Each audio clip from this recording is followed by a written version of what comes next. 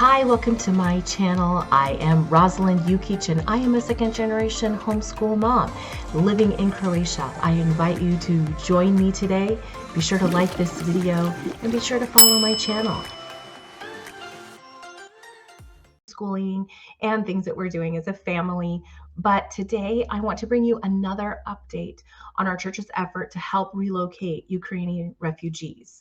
Now, in my first video, I shared about the effort that we were beginning and how you could partner with us in prayer and financial support if God lays that on your heart. And I've given you a couple of updates on that since then. All of those videos will be found in the playlist in the description box below.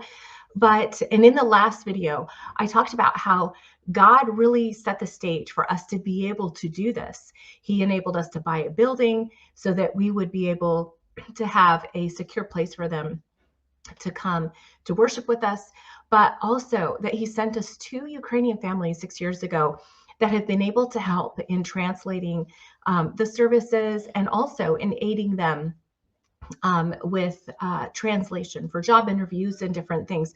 And so God really set the stage for that. In just a moment, we're going to watch a video by my sister, who is our pastor's wife, and she gives us an update on where we're at now. But before we do that, I just want to say that this morning at church, and I'm recording this on a Sunday, but this morning at church, we got there and literally every seat was filled. It was amazing. After the kids were excused for Sunday school, there were very few seats left over. And it was amazing to think back. In the fall, when we dedicated our church building, we actually invited a few pastors to come out from the States to help us in that. And all 3 of them, having never met each other before that weekend, actually shared the same message that God put on their heart. And that was that he was going to fill every seat in our building. And it was hard for us to wrap our minds around that. You know, they said God is going to do it in his own way. And we had trouble really comprehending how that could be possible. We for a long time have been a smallish church. And so it was really kind of hard to comprehend how that could possibly be. But this morning we saw that fulfillment of that word as we got there, and literally every seat was filled. And we could have never known, they could have never known that this was how God was going to choose to do that through our Ukrainian brothers and sisters coming to worship with us. And it is so amazing, just to watch them worship and to hear them pray and to just see that joy on their face at having a place of worship to come to where they feel at home, where they feel like they are with family. And God has just provided for everything. He's provided for their needs. He's provided shelter for them. And as we're going to see in this video, we just need more prayers because there are more people that need to come, that want to come. And so I just want to invite you to join with me as we watch my sister give us an update. Hello, family and friends. I just wanted to update you really quickly on the status of the Ukrainian refugees that we are aiding.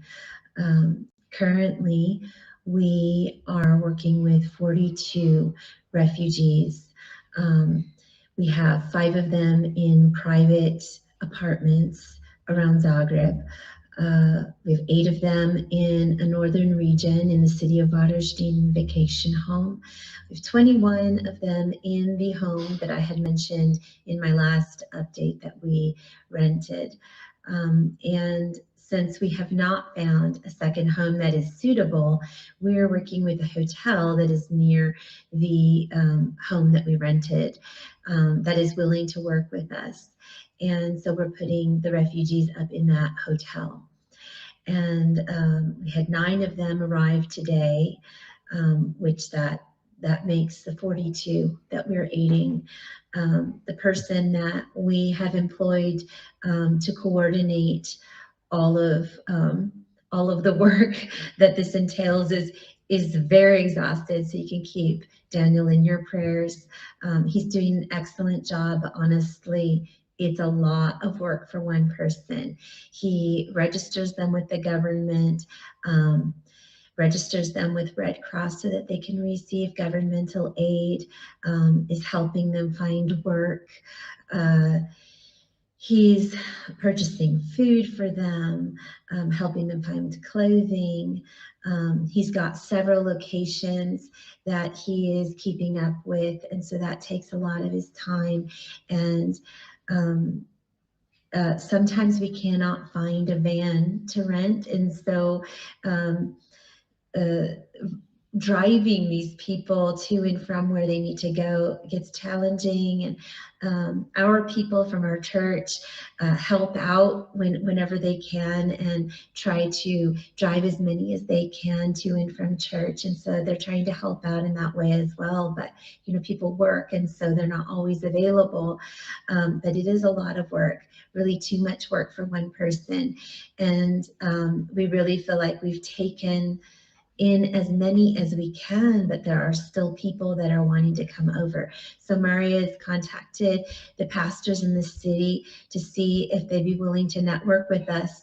And so the more churches that are involved in work with these people, you know, the more people that we can help.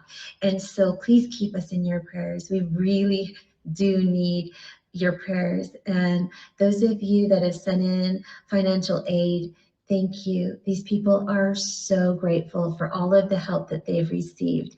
And if they could thank you personally, I know that they would. They're precious brothers and sisters.